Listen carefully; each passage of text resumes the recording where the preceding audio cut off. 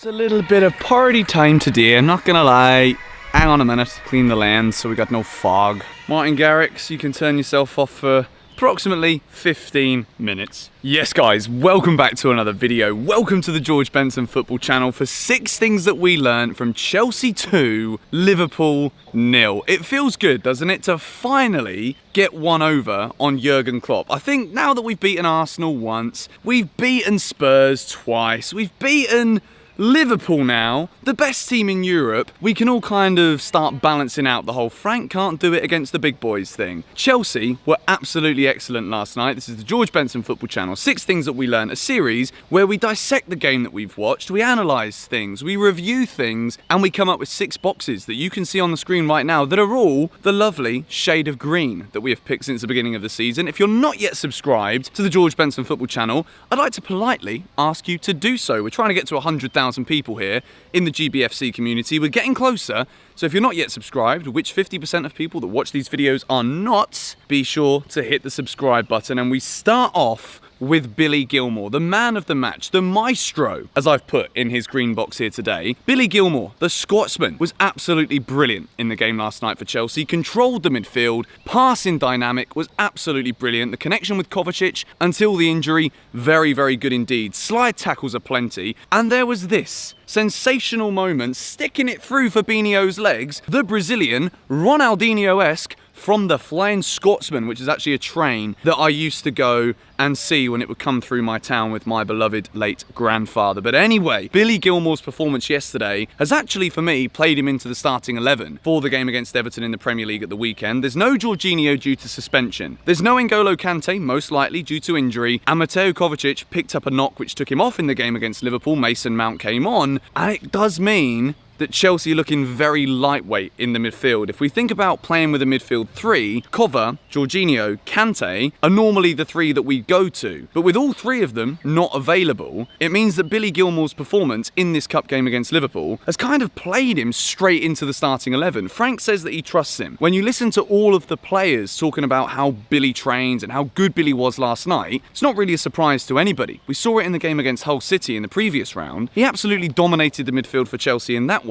And against Liverpool, this isn't just like all of the Liverpool youngsters. Jurgen Klopp actually decided it meant something yesterday, so he turned up on the sidelines. Sadio Mane starts. It was a very strong Liverpool team. They gave us some issues in the early stages, but I never felt like Billy Gilmour didn't have things under control. Even when Kovacic came off, I'm there thinking, it's our player of the season. Are we going to be able to cope? Billy stepped up, and everything that he did, from his tackling, his interceptions, the geezer's 5'6", and he's still winning headers. But anyway, we segue into box number 2, and speaking of segues, Kepa had kind of like segued out of the Chelsea team. He segued back in last night and was brilliant. The triple save. If there is a moment that could potentially define Kepa's career at Chelsea, and we're talking here about potentially saving his career for the £72 million goalkeeper, that triple save could be the biggest confidence boost of his entire career. Let's not beat around the bush here. Nobody, when they're the number 1, when they've been bought in to replace Pedro, Thibaut Courtois, Kepa never really expected to come into Chelsea and lose his spot to Willy Caballero.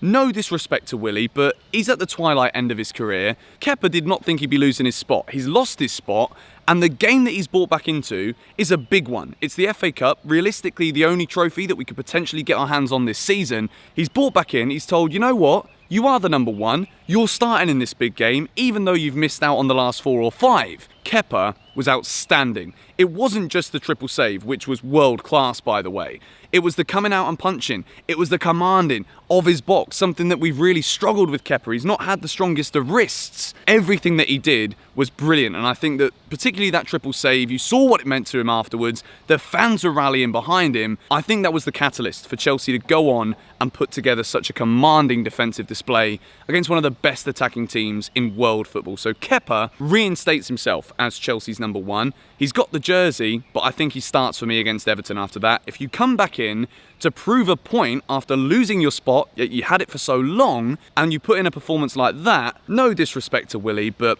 Kepa comes back into my team for the weekend's game against Everton, which is a massive game because Everton are slowly creeping up the table as well under Carlo Ancelotti. Sadly, he won't be in the dugout because he got himself sent off against United, so that is what it is. No return for Ancelotti. He probably will be there in some capacity. Everton are getting hot on the heels now of the chasing pack, so Chelsea need a result there. Kepa goes back in goal for me. Speaking of Everton, the Evertonian, Ross Barkley. Viva Ross Barkley, as my good friend Jack Heyman, shout out to Jack, was putting on Instagram. What a goal. I mean, we'll talk about his all-round game as well as the goal, but I remember making videos on top of a boat in Amsterdam. Hit the like button if you remember this. This was back in the early days of the GBFC. Still early days, you know, we're not at a year yet, but the real early days. Top of the boat, talking about Chelsea beating Barcelona and a wonderful performance from Ross Barkley. All throughout pre-season, Ross was the bright spark. When the 6 Things We Learnt series was born, Ross Barkley was one of the first eaters at the restaurant. He always had a green box for himself, keeping it healthy. All of a sudden, the real football starts and Ross goes back to average, poor, dreadful at times. But this game against Liverpool, the goal, the drive, the run, it's something that we know that he's capable of. It's something that everyone's always known that he's capable of, be it in an England shirt or in the early days in an Everton shirt. Chips! Come here. The dog's just hanging out next to me. I don't know what he's doing. There's also a puppy here. Check this guy out. Cola, what's the best football team in the whole wide world? Are you looking at it? Oh, you're good, aren't you? Slight little segue back into things. Ross Barkley was excellent. When Kovacic came off, I was looking at that midfield thinking, who's going to be the man to drive Chelsea forward? Who's going to be the man to dribble with the ball? To have the confidence to try and take players on? Ross Barkley was that guy. And the goal is worthy of winning any match. Yes, we defended superbly, so technically it wasn't the winning goal, but it was the goal that sealed the deal for Chelsea. It was a commanding performance, and I thought that it wasn't just the taking of the goal, and it was a brilliant finish. Getting into the right positions, having the ability to know when to run forwards, when to hold back, when to pass the ball long. There was a lovely pass for Pedro in the early stage of the first half, one of those diagonal balls, which we're starting to see a lot more in Chelsea's play at the moment. Ross Barkley was pinpoint in absolutely everything that he did. Yes, he gets a load of stick. There was a few idiots on Instagram commenting on the Chelsea FC official post of Ross Barkley saying, this guy's an idiot, we still need to sell him. Not going to entertain any of that after that performance. If Ross can keep turning up like that, this needs to be the confidence boost that he needed. It's a goal against Liverpool. He now goes and plays against his former club. If he starts for Chelsea this weekend, I'm hearing some rumours that people are liking the idea of a Ross Barkley, Billy Gilmour, potentially Ruben Loftus-Cheek, if not Mason Mount midfield 3. That would be gorgeous. That would be delightful. I'd love to see it happen. Ross gets a green box and we move into box number 4,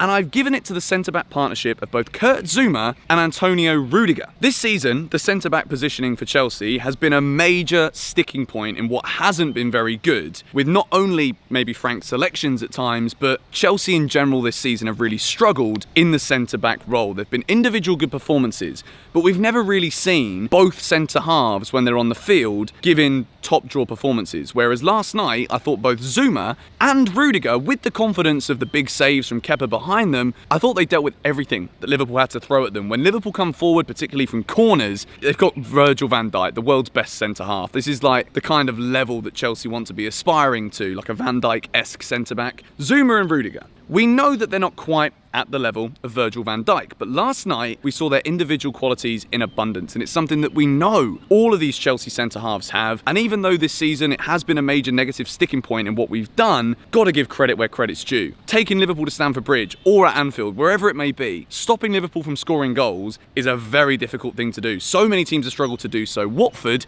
did an amazing job at the weekend, credit to them, but I thought Chelsea, particularly in defence last night, were absolutely excellent, and I wanted to give the credit and a green box to both Zouma and Rudiger. If we can carry on seeing that, I don't really care who the partnership is at this point. I like all 4 of the centre-backs individually, but I know that they're all susceptible to errors, and we definitely do still need that one world-class centre-back to really make us secure. But with Kepa's confidence last night, and those 2 in the front, Chelsea was sublime defensively, and it moves us into box number 5, a man who defensively, this is going to sound very hypocritical of me now, because there are plenty of times this season, football's a reactionary sport, when things don't go well, we talk about it, we berate people, we rinse into people, we dig in. Marcus Alonso, not always defensively astute. Let's just put it that way, shall we? Last night, playing in a flat back four, I woke up at 3:45 in the morning because I'm in Indonesia. I'm in Bali. It's 8 hours ahead. It's one of the only negatives about this place. It's beautiful. Even the fresh cut lawn around me smells of fresh grass. We all know that smell. It's a nice spring feeling. Marcus Alonso at left back made me want to go to sleep before I'd even started watching the game. I was worried. I was panicking. I thought, this is not how we like to see Marcus. We like to see him on the left wing back. We like to hopefully see him play left wing or a striker one day. He'll probably bag four in a game if he's given the opportunity. Alonso at left back was surprisingly very good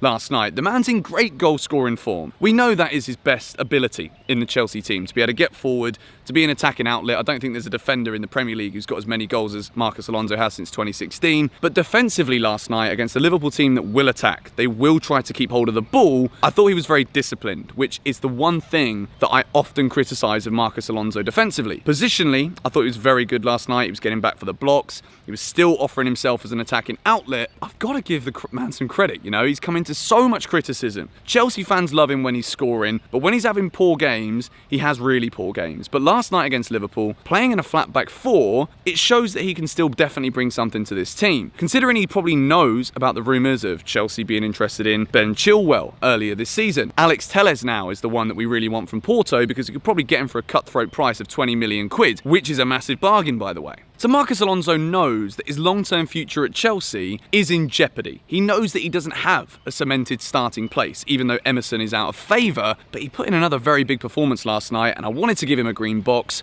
Moving into another person who, again, it could sound hypocritical, but I will eat a slice of humble pie. It's my favourite cake to eat here on the George Benson football channel, or pie, you know, the clue's in the name. Pedro. I thought Pedro was done. I really didn't think we were going to see energy abundance. I can't remember who it was on Twitter. I do apologise, but I'll try and find it and put it on the screen now. Red Bull in his veins, Pedro. Out of nowhere, all of a sudden, the man he's like he's back in his prime when he puts in performances the way he did last night. Coming back, helping the defence, making key interceptions, always looking dangerous going forward. Pedro can put a great ball into the box still. We know that. Yes, sometimes he does these mazy runs that don't really get us anywhere or get him anywhere, and we're all just sat there scratching our sweaty foreheads thinking, Pedro, what are you doing? You've won it all, mate. We know you're better than that. Last night, Pedro was exceptional. It was a theme of Chelsea's play last night that we were very confident defensively. Everybody helped everybody. There was no issues with any of the transitions. We knew what the jobs were. And even though when I looked at the starting 11, I looked at both Willian, Giroud, Pedro. I didn't think that dynamism was going to be there. But the way that the team worked as a unit, I want to give credit to Frank Lampard because it wasn't the strongest possible Chelsea team. No Jorginho in the starting 11. No N'Golo Kante, no Pulisic, no Tammy Abraham, no Hudson-Odoi, no Ruben Loftus-Cheek still. Mason Mount didn't start either. We won the tactical battle last night against Liverpool as well. So if I would extend it to box number 7, credit to Super Frank for a brilliant tactical managerial performance. And I think a lot of that was down to the man that I've put into box number 6. The work rate, the ability to get on the ball, transition the play for Chelsea and help out defensively.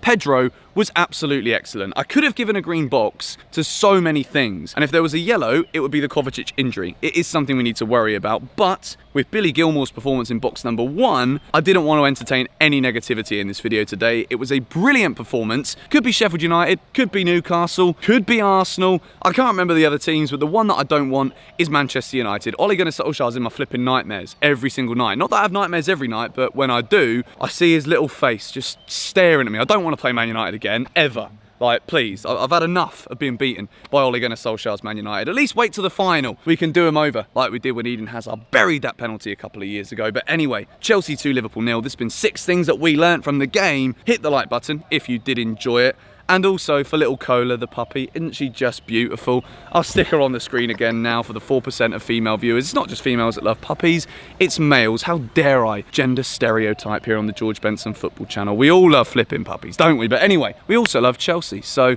on that note, we'll see you in the quarterfinals. Liverpool, your treble's over, your unbeaten run is over. How about you just carry on slipping up, get knocked out the Champions League, and then Chelsea win every single game between now and the end of the season. City and Leicester slip. Liverpool lose every single game. Is it mathematically possible? I don't know. This was a great video until I started chatting. See you all later. Bye-bye.